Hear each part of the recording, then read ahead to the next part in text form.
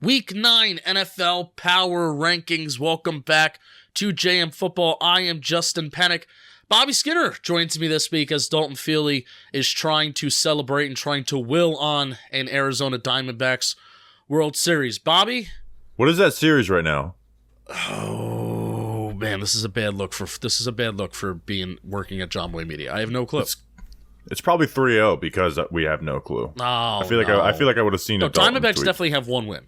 Definitely have one win. I think it might be 2-1. Yeah, it's 2-1 Texas. Let's go Creed. All right, let's talk about football. Let's go Creed. Let's talk about football. Let's talk some power rankings. Bobby Skinner, what we do every single week, we rank teams 32 going up to number 1, and we split these teams up by multiple tiers. So let's start off with the bottom. We'll work our way to the top. Caleb Williams-ville. Panthers are at 32. Hey, they got their first win, kind of an ugly win. 31, we have the Arizona Cardinals. They're making a change at quarterback. 30, we have the Chicago Bears. 29, the Giants have dropped down to. The Washington Commanders are at 28. The Las Vegas Raiders are at 27. Any comments on any of those teams? I would switch the Commanders and Raiders because as much as Sam Howell's can be really bad, he also has the ability to be really good in certain moments, right? And they've kind of went to wire with the Eagles. Commanders just kind of had the Eagles number the last couple of years. Yeah, we need to get to the bottom of that. I would put the Commanders probably above the 3 teams ahead of them, right? And the tier before them too. But again, we're because the Raiders, I mean, they are this Raiders Giants game upcoming this week is going to be brutal.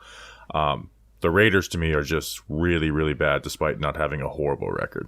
That Commanders game versus the Giants just so turned me off to everything that the Commanders are doing. But you have a valid point. You certainly have. The Raiders just have no talent, right? No, they don't. They have Max Crosby on defense, Devontae Adams on offense, and Josh Jacobs, who's not doing the same things he did last year. They just have no talent on that team. We do need to get to the bottom of why the Commanders just seemingly have the Eagles number more than any other team in the NFL. It's kind of crazy. They play them start to finish really well every game. The thank you next tier, teams that you see and you're like, well, thank you next. I probably won't seek you out to watch you. We have the New England Patriots at 26. We have the Denver Broncos at 25. They're the biggest mover in this week's power rankings. 24, we have the Green Bay Packers. 23, we have the Tennessee Titans, Will Levis debut. And then 22, we have the Indianapolis Colts. So, I guess we'll start off with the Broncos. They are the biggest mover this week. They beat the Kansas City Chiefs, not really on the back of what's been a solid offense that they've had this year, but on the back of what's been a historically bad defense against a historically good quarterback in Patrick Mahomes. Yeah, what was it, 8 years or something since the last time that they beat them? So, and Russell Wilson hasn't been horrible. He's just been boring bad this year, where last year was entertainingly bad. But again, they're just a team that is devoid of talent on both sides of the ball. And we've seen it on, again, who's their top 3 best players on defense? Can't tell you. Patrick Surtain, Josie Jewell, and who else, right? They just don't have the guys, and then on offense, they're just kind of a very boring middle of the pack team. So, but where did you guys have them before? We had them week 7, 29. So in a way, I thought they would actually go much higher because they somehow have 3 wins on the year. They're 3-5. So they're not again, historically bad defense. Their defense over the last month has been playing somewhat better. If anything, it's kind of matching. It's matching how their offense has been playing the last month versus the first month of the year. Their offense was playing really, really well, and then the defense was really bad.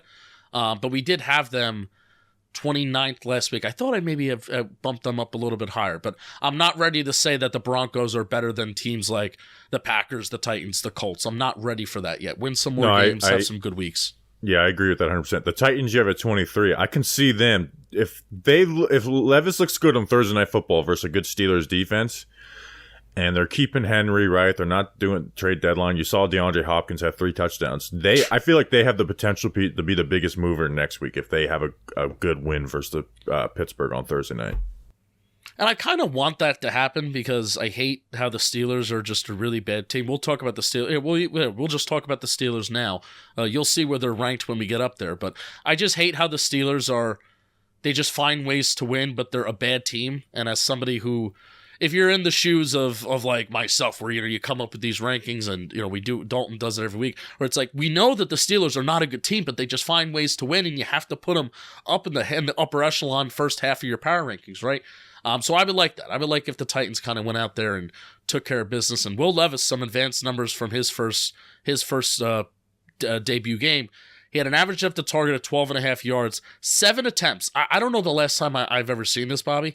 7 attempts of 29 plus air yards, 3 completions out of those 7. 3 of them went for touchdowns. So just a crazy debut for Will Levis. People like shit on the Josh Allen comps, and me too, right? Like, I was not a big Will Levis fan. And it's like, we can't just say, well, look at Josh Allen for every big arm prospect. But my gosh, he looked like Josh Allen throwing the ball deep. If they win and Will Levis looks good on Thursday night, the next 8 teams, I would jump them for the Titans, because they'd get to 500, and now you've got like a big arm QB to go with some of the play action shit they like to do. And Derrick Henry kind of gets better as the season goes along every year too. They are, and they're just a team that knows how to win as well. So yeah, I do think, like, you hear me say this on JM Football, you hear me say this on Talking Giants. I do think quarterbacks that have the benefit of it being their first start or their first appearance for a certain new team, I think that quarterback has an advantage because there's no NFL film of a certain player like on this team, on this specific team, coming in as like a backup. So I think Will Levis, he had that 1 week advantage. Let's see what he does this upcoming week. Titans fans know more than anybody that a QB's debut does not tell the story. Marcus Mariota had 5 touchdowns and 0 interceptions in his debut. Might even thrown a rushing touchdown in there too. But I feel like what Tennessee does on offense, even if he's not like that dude, right, he will have success. Yeah. And him having that first game is such a huge confidence boost to really feel himself and play with confidence, which obviously is huge for a rookie quarterback. Yeah, for sure. All right, let's move to the mid and meh tier. We have the Vikings at 21. Man, does it really hurts, like, kind of just me as a football fan. Kirk Cousins is a good dude. You watch that quarterback series, and it's like, man, this is like a guy that suddenly you're really starting to root for. Goes down with the season-ending injury. And the Vikings over the last month, too, Brian Flores' defense, they're finding their footing a little bit. The Vikings finally win a game against the divisional opponent by more than 1 score. They won 24-10 against the Packers this past weekend on the road. And it's like, damn, well, this team getting back to 500 and maybe finding a way to play some good, sustainable football, and Kirk Cousins is now out for the year. So that really does suck for them. The Vikings probably, depending on, what happens with them, they'll probably be dropping in these power rankings over the next few weeks. But we have the Vikings at 21, the Bucks at 20, the Falcons at 19, the Texans at 18. Lost a tough game against the Panthers, but I'm not ready to panic drop them after 1 week. And then we have the Saints, one big, good offensive output, and they're at 17. Yeah, I think the Vikings should end up sinking on these, but like those 4 teams are literally the 4 most mad teams in the NFL. Bucks, Falcons, Texans, and Saints. With the Falcons and Texans with room to grow, and then the Saints and Bucks to be like, you're going to win 1 week, lose the next week, win. Like, they're going to both be 8 and 9. Yeah. All right, let's move to the playoffs. Why not tier? Let's get to some of the more exciting teams in the NFL. We have the Jets at 16. They won, but I'm keeping them right where they're at because, man, that was an ugly win against the Giants. The Steelers at 15, the Rams at 14, the Chargers at 13, and the Browns, despite losing, they stay at 12. They played a good team in the Seahawks that are going to be in the next tier anyway. Yeah, I have a crush on the Browns. If anyone listens to football today, yeah. But they just have to get Deshaun Watson back, and even then, we need Deshaun Watson to not be a disaster either, right? Like, my big thing is, like, when you have Deshaun Watson, who's capable of making all the throws and can move around, you almost have to, like, tailor your offense to be an offense that doesn't make mistakes, because that defense is still, to me, really, really good, even though the last 2 games haven't been their best. I mean, they are a ball that gets thrown off the helmet of Jamal Adams away from beating the Seahawks and beating the 49ers the last 2 weeks. Yeah. Or 2 of the last 3 weeks. Yeah, for sure. I mean, that would be quite a story for that Browns with that offense being so bad, the defense being so good, if they could actually turn around and do something. the Rams are a frustrating team for me. I don't want to like spend too much time on them. I didn't tell you to prep for the Rams. I wanted the Rams to play so much better against the Cowboys because that's a team that I'm still gonna say their record doesn't indicate how well they're playing and how efficient they are offensively and defensively, especially offensively too. I wanted them to play the Cowboys better because that could have been a game where I could have pointed to and be like, see, they beat a good team. They just need some things to go their way. But I'm not making a lot of changes in like this 16-6 rankings because some of these teams. I'm not like ready to say like, oh, despite the Saints winning big, that they should be up here in the playoffs. Why not tier or something like that. So you want to move to the playoffs, you better be there tier because this is I mainly want to have a conversation on these like top 11, 10 teams and how if there should be switching around and if there should be any teams in this 6 to 11 tier that should join the top 5. You ready for that? Let's do it. Playoffs, you better be there. You have the Jaguars at 11, the Seahawks at 10, the Bengals at 9, the Lions at 8, Cowboys at 7, Ravens at 6. None of these teams lost this week, and that makes it very difficult to change things. Do you have any takes on any of these teams? Well, 2 teams that I was not taking as serious as other teams was the Jags. No, I think the Jags are fine at 11, but I take them as a more serious 11. The Bengals, man, I feel like they need to be in the Lombardi conversation because they've been in the Lombardi conversation the last couple of years. We saw them start slow last year. And Burrow, if you watch that game, man, he looks like his old self. Like he's healthy from the injury. Obviously, you saw the play early in the game on 3rd and 10 where he just like has like the ability to stay alive and then create a play. I mean, just he's getting that offense at all 3 levels now, and they're starting to flow. And then you have Lou Anarumo, the defensive coordinator, who's like everyone's favorite in the league right now. They've been to the Super Bowl and the AFC Championship and almost to the Super Bowl again last season. You have a top quarterback. I think that I was out on them, right? Because they were just quick game. Teams were biting on it. But to beat the 49ers and to beat the 49ers like they did, I'm all the way back in on the Bengals after being out after the first 5 weeks. I'm really glad you say that because we got a lot of flack as the season went on, the first month went on. Bengals are too, and this was even Bengals fans coming into our comments being like, this is coming from a Bengals fan. The Bengals are too high. And Dalton and I were like, you know what? We're 2 stats guys. We're 2 guys that, we like to base like kind of like these rankings off of some efficiency stuff. And this is the one team with the Bengals that it's a heart thing. It's not a brain thing. It's not like a straight up, efficiency thing. I just think like if Joe Burrow can turn it around, and it's so crazy that the second that Joe Burrow was cleared to run at full speed again, that's when you saw this offense really kind of take off. And if you look at the last month, they've had not only one of the best offenses in the league, but they've also had one of the best defenses in the league as well, going up against some teams that, hey, maybe they wouldn't have beaten the first month of the year, but now they are beating them. So I'm glad to hear that you're kind of with us and that we kept them in this tier for a reason. And now you're even saying that they should be back up in like Lombardi Land where they probably were starting the year off anyway. So you think even higher than, man, because the Lions, I'd put them ahead of the Bills. Put them ahead of the Bills. Mm-hmm. Yeah. Okay. Until I know the Bills had a great Thursday night outing and they look like you want them to look, but until Josh Allen consistently doesn't play Stephon Diggs or bus ball, I'm not really in on the Bills as like a top Super Bowl contender. All right, so and let's their defensive injuries are huge too. So let's talk about Lombardi Land because we have the 49ers at 5, Bills at 4, Chiefs at 3, Dolphins at 2, the Eagles are still at 1. So the main conversation piece here, we're usually, when Dalton and I, we move on from the playoffs tier and we just talk about the top tier. So now because of you have teams in the top tier losing, you have teams like the Chiefs, they lost. 49ers lost 3 games in a row, right? So now there's a conversation of what teams in the playoffs you better be there tier should join the Lombardi Land and should join like that top tier. You say the Bengals should. Should the Ravens join? Not yet. I'm very close to saying the Ravens should join, but not quite yet.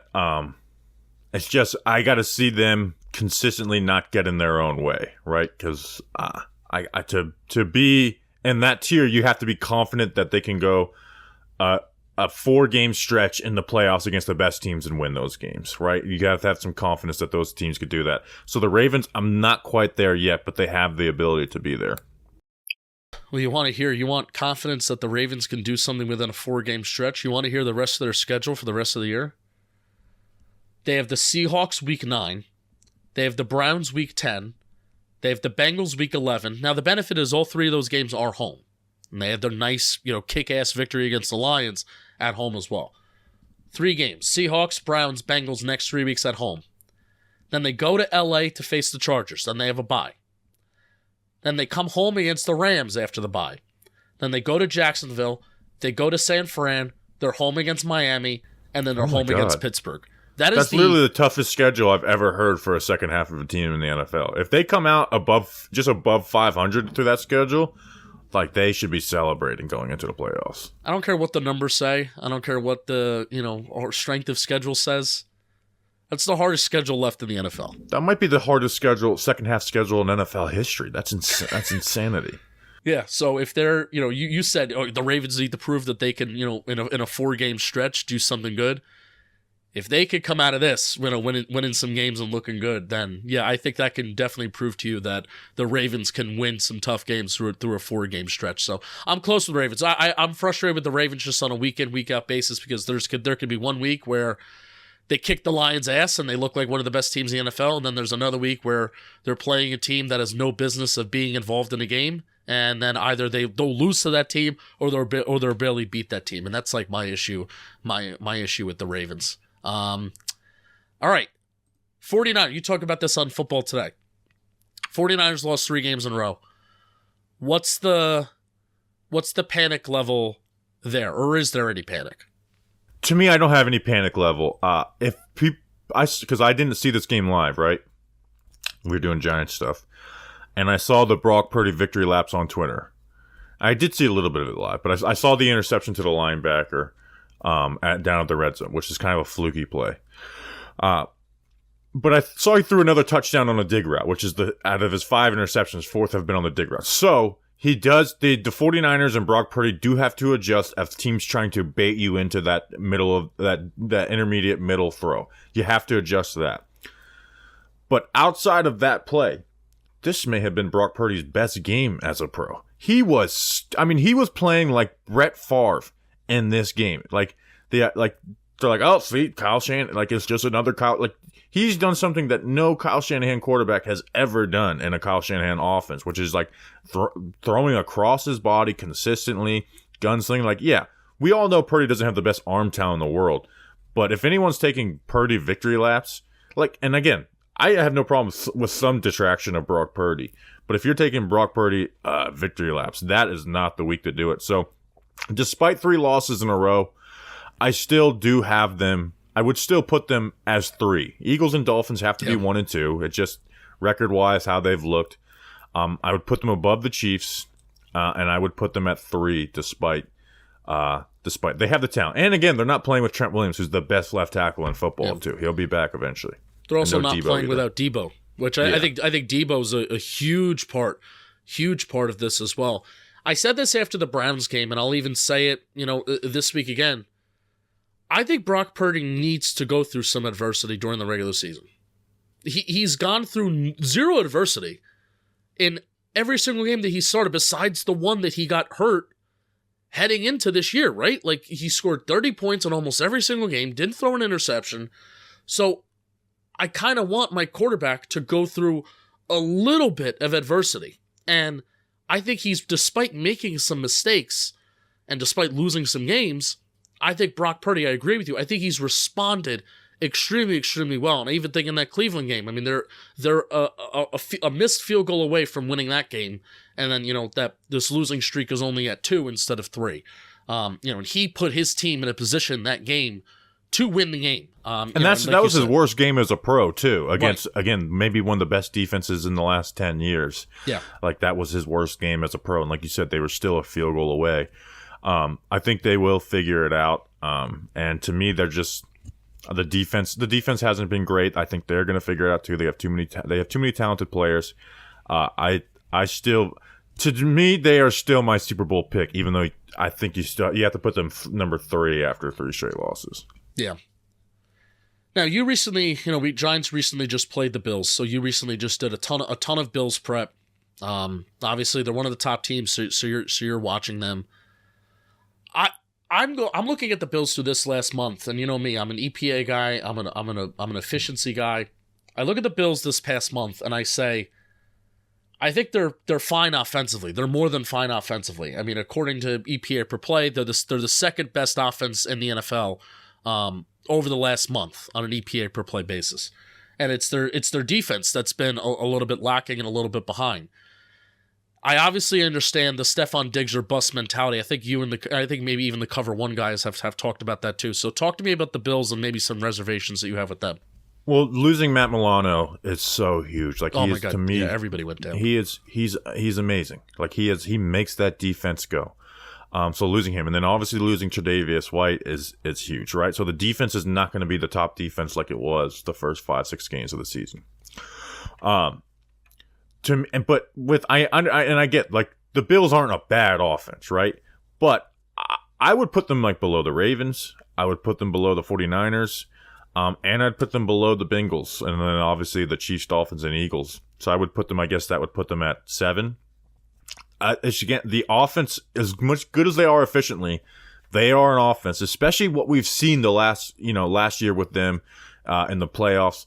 They have to get out of this Stephon Diggs or bust. Now, Allen did very well in Thursday Night Football, and that's what he needs to play like consistently. But here's the thing with Allen is that it's like, 2-3 games, and then he'll kind of go back into that. And then in the playoffs, like, that's where I worry about it the most when you're playing Lou Anarumo, right? Who's gonna throw a lot of shit at you. When, you're playing Patrick Mahomes, who can go, point for point with you.